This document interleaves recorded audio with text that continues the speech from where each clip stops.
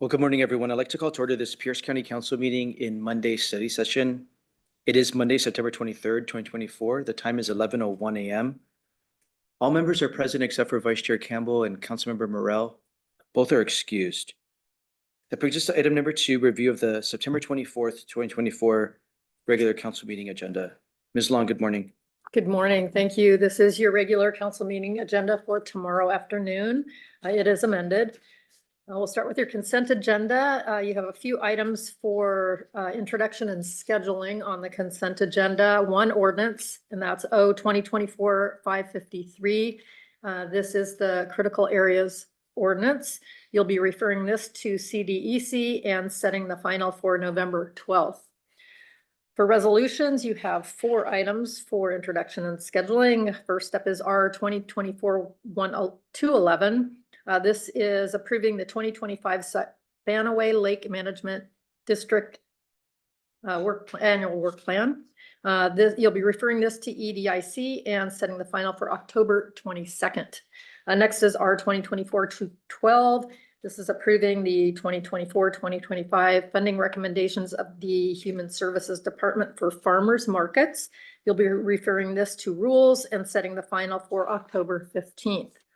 Next is our 2024-213. This is also approving funding recommendations of the Human Services Department. This one is for equipment and capital needs for food banks. You'll be referring this to rules and setting the final on October 15th. And last is our 2024-214. This is also approving funding recommendations of the Human Services Department. And this one is related to food insecurity. You'll be referring this to rules and setting the final for October 15th. For resolutions for final action, there is one. It's R 2024-208. This is confirming the appointment of 2 new members to the Commission on Refugee and Immigrant Affairs. And I'll just note, as a reminder, this is a resolution that the executive submitted a request to withdraw one of these appointees. That is Patricia Kilpatrick. Again, the reason behind that is because if her appointment went through, it would shift the majority from a majority of refugee and immigrants, which is a requirement of the code. And so there is a request to withdraw hers. So my recommendation would be to remove this proposal and place it under section 8. And then you could do the motion in 2 steps or 1. So assuming people are in agreement, the motion would be to allow the withdrawal, which is allowed by code, and then go ahead and confirm the appointment of the other individual, Andre Tokar. So either that way or do one at a time. But the code does allow withdrawal, and it's just a motion to allow the withdrawal, but you do have to take an action on it. So moving down to F, other items. Now this is the recognizing South Hill Little League players and coaches for their performance at the 2024 Little League World Series. This originally was under section 7. We're just showing it here.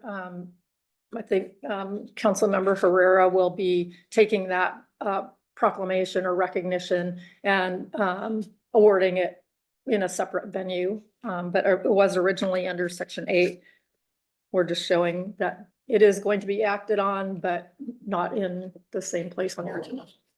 All right, so we'll move to section 7. There is one proclamation, and that is proclaiming September 2024 as Service Dog Awareness Month in Pierce County, and that was requested by Councilmember Morrell. There are no resolutions, but again, probably want to move that one to section 8.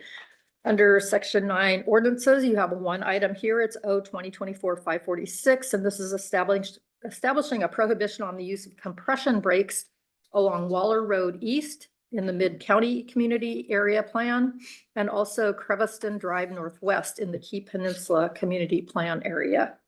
This received a due pass at EIDC on September 10th. And those are your agenda items for tomorrow afternoon's regular council meeting agenda. Thank you, Ms. Long. Are there questions or comments about the regular meeting agenda tomorrow? Councilmember Hitchin. Thank you, Chair. For the item for the Korea board, they also have, I think, several other openings or vacancies on that board. And so I'm wondering, is it upon finding somebody to fill that meets that criteria, could they just be appointed again? Or since there are openings, can we just appoint them and then just assume that we're going to actively look for people to fix that? Or because it's in the code, we can't? Yeah, it is in the code. Okay. And it's not really a preference. It's actually worded that there shall be a majority of Okay. members. So I think the individual understands what's going on and still would like to participate when the timing works. Okay, So- so we just need to find somebody to fill. Okay, got it. We will work on that. Thank you. Thank you. So the plan is to move resolution 208 to section 8. The current plan is to look for a motion to accept the withdrawal and consider the appointment of the other individual, Correct. Andrew Tokar. Correct. Any other questions about the agenda for tomorrow's regular meeting?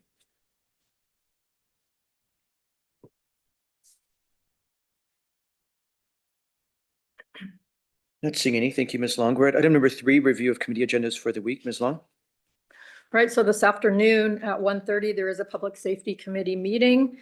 There are a couple of presentations. The first is a Superior Court overview and alternative resolution court program that will be with Judge Ashcraft and Chris Gaddis, both from Superior Court. Next, you'll have the alternative courts programs presentation that will be with Prosecutor Rob Nett. Tomorrow, Tuesday, September 24th, beginning at 9:30, you have an Economic and Infrastructure Development Committee meeting. You have 3 proposals for consideration. The first is O 2024-549. This is granting a non-exclusive franchise to the city of Bonnie Lake for the location of water lines. And this has an October 8th final hearing date. There is 2 amendments, to this proposal. Next is O 2024-551, and this is granting a non-exclusive franchise to the Cayuga Beach Water System for the location of water lines.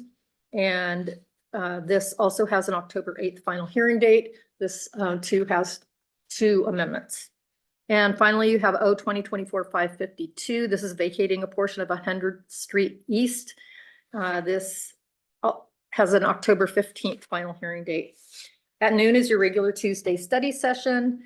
In addition to your usual items, there will be a council intern presentation. This will be the equity note review and recommendations with Mina Hassani, excuse me.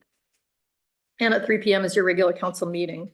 On Wednesday, the 25th, beginning at 1:30, you have a select community on homelessness. There are 2 presentations. The first is the Unified Regional Approach to Homelessness Update, and that will be with Ms. Merrick from the council office. And next is the Santa Clara County Continuum of Care presentation, and that will be with Santa Clara County Office of Supportive Housing. And there will be 2 staff persons from that group to present. For other meetings, you have 1 item on Wednesday morning at 10 a.m., and that is a Performance Audit Committee meeting. First up is the introduction of Joe Eisenman. Next, you have a report, and this is the evaluation of Pierce County interlocal agreements, and that will be with the Athena Group. And then finally, there's a discussion of the juvenile court study scope of work. And those are the meetings for the remainder of this week. Any questions about the meetings of the council for the duration of the week? Not seeing any. Mr. Swanson, there are several amendments for the bills that are in the Economic and Infrastructure Development Committee.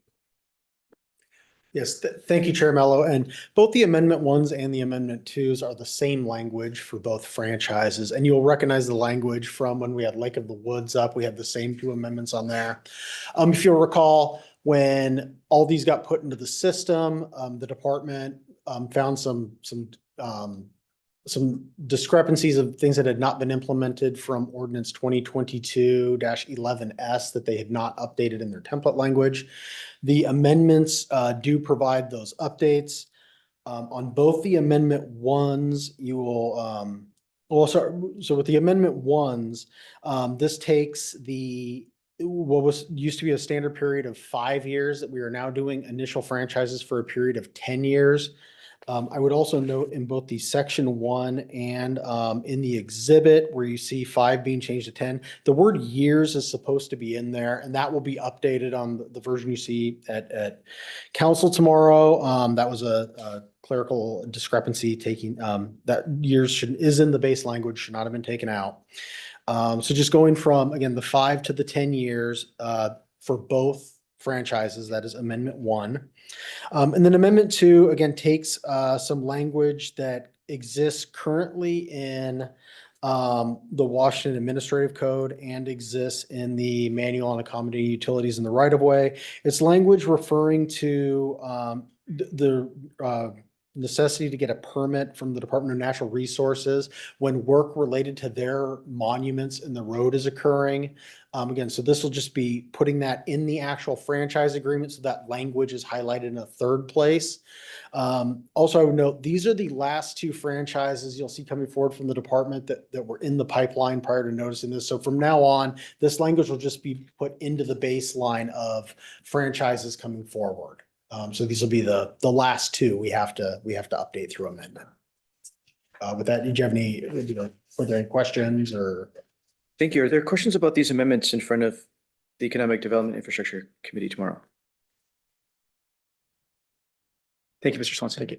I think that's everything for agendas for the week. We're at discussion of administrative items. Mr. Taylor, nothing? No, sir. No administrative items today. Thanks. Thank you. We're at item number 5, other business. I'd like to invite Mr. Vetter to the podium from our performance audit team, who's been the lead mentor for one of our interns here in the office of the county council this summer. Mr. Vetter is going to introduce our first presentation. Thank you, Mr. Chair, members of the council, Bill Vetter, council staff. As you know, you've had 2 interns here for the summer, what's now been an extended summer. They have both done a presentation for the council as part of their intern cohort. But today, Tyler Zamire will be presenting on the project that he's done just for the council this summer. So I could have Tyler come up and get it going. How are you, Tyler? I'm doing good. Good morning, council. My name is Tyler Zamira, and I was one of your county council interns. So my project was the creation of the county council data book. Next slide, please. So before we start today, I would like to go over a quick outline of today's presentation. So first, I will discuss the purpose of my project. Then we will review the methodology that was followed through for the project. And then after that, I will present some examples of the data we identified to be of importance to the council. And last, I will finish up and discuss recommendations and next steps. Next slide, please. So first off, the purpose of this project. My job was to create a data book from scratch that contains data related to the council's priorities. My goal was to create a product that can be used by the council when making policy decisions, or just keeping up with everyday county activities. I will say that it's important to take note that my job was to identify the what. What measures have the departments and the council identified as important? I am not qualified to analyze data and determine what the data is saying. Next slide, please. So methodology. So first off, we reviewed the council's priorities to identify what goals were measurable. We then reviewed Open Pierce County and aligned data available there with the goals from the council's priorities. After that, if there was crossover between the priorities and what we found in Open Pierce County, we flagged as important. We then compiled a list with data that reflected our research and the department's measures. If there was something that the departments were passionate about or specified that weren't in the priorities themselves, we also wrote that down and added it to the list. We took this list to the chairs of the Public Safety and Health and Human Services Committees to determine if this is something they found useful. Would they like to add something that was not already on the list, or did they not find something useful and would like to subtract from it? We then took the final list and put together the product that I have created. And then lastly, the data book would be a regularly updated resource for the council to review and progress along with their priorities. Next slide, please. So now I will give examples of some of those measures that we found important to the council. So first off is public safety was one of the council's priorities. Next slide, please. With public safety, there was 3 clearly listed out priorities. The first one was staffing issues. And with that, we determined that some performance measures would be law enforcement deputies hired per year, as well as sheriff FTEs that are budgeted. After that, priority number 2 for public safety was traffic, specifically around speeding. So with that, we have total number of traffic fatalities, as well as number of traffic fatalities where a speeding driver is involved. And the last priority that we found when looking at the priorities was property crime. And the data points for that would be commercial business burglaries in unincorporated Pierce County, home burglaries, and stolen vehicles. Next slide, please. And then, as I listed before, other data is what the departments flagged as important to them, but weren't necessarily outlined in the council's priorities. Public safety had a lot. So they had population of patrol districts, total number of 911 calls, total number of emergency calls, total number of non-emergency calls, dispatch actions, outcomes of complaints towards law enforcement, as well as number of nuisance properties. Next slide, please. The next priority on the Pierce County Council priorities was homelessness and stable housing. Next slide, please. So the priority for this would be to reduce the amount of people entering homelessness. And with that, we found that homeless people regaining housing, housing retention, and point in time homeless counts were the performance measures that we noted as of importance. And then as well as other data that the departments said that we should keep track of was the amount spent on the homeless crisis. Next slide, please. The next priority that the council has listed out was housing affordability and supply. Next slide, please. Priority number 1 would be to reduce housing costs. With that, we have the housing affordability index, household spending greater than 30% of income on housing, low income households achieving ownership, access to affordable rent, and home ownership. The next priority in this would be building housing. And with that, we have new multifamily units as well as total number of new home starts. Next slide, please. And then the next priority is behavioral health. Next slide, please. Here we have geographic reach, the number of clients served, as well as average number of clients served by providers. And then what the departments told us that wasn't specifically outlined in your priorities. Actually, this was asked for by Councilmember Hitchin, and it's a map of where services are located.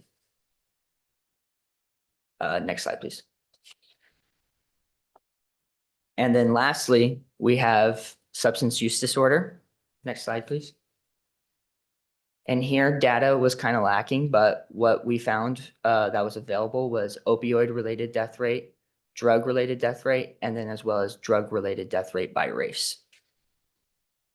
Next slide, please. So recommendations and next steps. So what I have done lays a foundation for what this product can be. More work will need to be done in several other priority areas. What I had only been able to get through was 5, and there's 11 priorities listed out on that document from 2023 to 2025. So additional review would need to be taken to identify performance measures and data. This is only a high level point in the process. Like I just mentioned, we only reviewed a few example of performance measures. Once a complete draft is made, a future study session should take place for further review. This data book has potential to be very useful to the council. However, the data book will take effort to maintain and keep up to date. Opportunities to automate data collection should be explored. And lastly, as I mentioned before, many data sources on Open Pierce, specifically those in behavioral health and human services, stop updating and as a result are lacking in these areas. Monitoring these areas and being aware of data stoppages are important for the council. Next slide, please. And with that, I would like to thank the council members as well as the county departments for helping me, not only in this project, but also for the council for allowing me to take this opportunity. This truly was a life-changing experience, and hopefully I can take what I learned here today and take it to my next job. And also I'd like to thank the policy staff. They are truly amazing people and they have been incredibly supportive. And I mean, they're all here right now. So yeah, next slide, please. With that, questions? Thank you, Tyler, very much. Are there questions for Tyler? Councilor Hitchin. Thank you, Chair. Tyler, it wouldn't be a presentation without me asking some questions, so. Of course. So I guess I'm wondering, in your vision, when I hear data book, I think it's paper. Are you imagining that this would live somewhere virtual, like on our county council website? Like, what does this look like as far as both our use and the public use? So there was discussions about that. It would probably be both available online as well as in paper form for you guys to go through, because sometimes that's a lot easier and when it's in front of you. If we go back a few slides, there's actually an example of it on the priorities, or sorry, purpose slide. I don't know if you.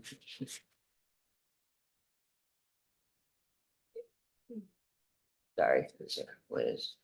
And one more right there. And then that's an example, that's the first page. And that's kind of the idea we had of it and what it would look like. So something really easy to just scroll through. Yeah. Okay, and then my second question is, sometimes, and maybe this came up while you were looking at, sometimes data is countywide. And Mhm. sometimes data is just unincorporated Pierce County. And I really wonder if you thought about, is that something that should be clearly flagged in our data so that we know when I'm looking at these numbers, this is not including my cities and towns, or it is including cities and towns, like number of home upstarts or number of property crimes. Those numbers are vastly different if I don't include cities and towns. And sometimes it gets a little confusing. So just wondering if is that something that's findable that we could? This actually did come up in conversations with Hugh. He did warn me that this would be a question. Some data points clearly list out that they are unincorporated and some don't. In terms of what I know, further looks into the data would definitely be needed if it's unincorporated or not. But yeah, that's what I can say Okay, for that. so something to think about if when we take this to the next level. And then I think maybe we talked about this, but the 988 data, kind of the crossover between 911 and behavioral health dollars. Did you find while you were looking through everything, data for 988 anywhere? I did not. 988 is the non-emergent. That's the behavioral health Behavioral number. health, okay. It was suicide crisis line. Now it's just the crisis line, and it's housed with South Sound 911 physically in Pierce County. So there's a lot of possible collaboration. I know it's just, I think it would be some interesting data, especially if we start looking at some of our frequent 911 dialers who are now calling 988, which was one of the things that we were hoping for. So it'd be interesting, but I was just wondering if you'd stumbled across it while you were looking around. I don't recall. I don't think I looked into it for sure, but that would be definitely something to look into for the future to Okay. when we. Perfect. Thank you. Come to Thank the you for your final work on this. Thank you. I love data. Any other questions for Tyler?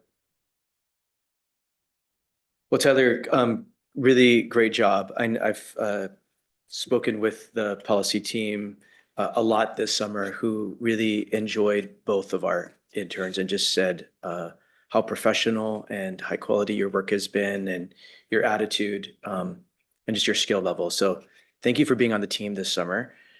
I should have prefaced it, but Tyler's work is really the next step in the work the council did last spring and this spring to really state what our priorities are. We fumbled this, my fault.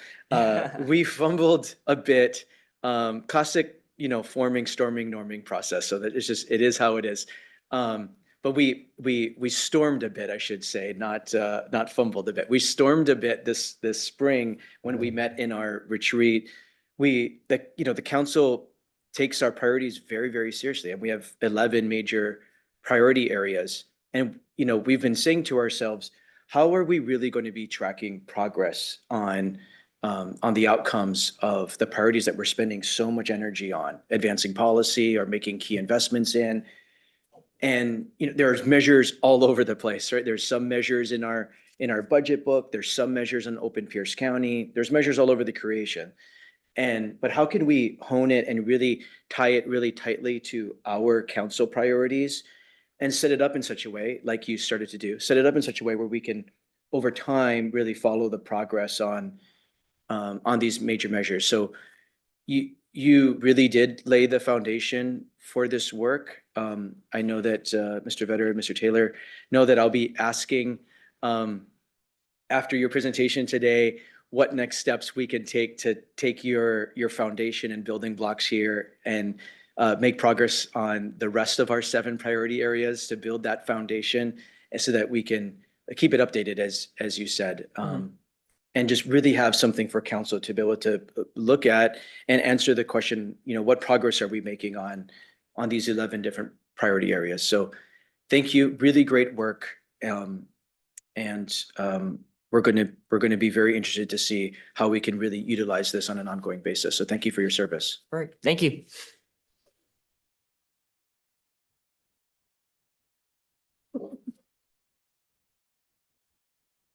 We're going to be able to hear from our other council intern, Mina, tomorrow at study session. So we very much look forward to that.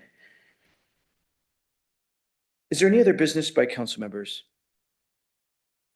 I don't see any. Ms. Long, any other business before we get into the executive session? No, there's not. Thank you. Ms. Long, to state the purpose of the executive session, please. Yes, so this is an executive session authorized by RCW 4230-110-1I. The purpose is to discuss with legal counsel matters of pending or potential litigation to which the county is or may become a party and to which if public knowledge of the discussion is likely to result in an adverse legal or financial consequence to the county. I think we're looking at about 15-20 minutes, for this. And before we go into executive session, Mr. Chair, if you'll state the time at which we return, and I'll just note that the only item following executive session today is adjournment.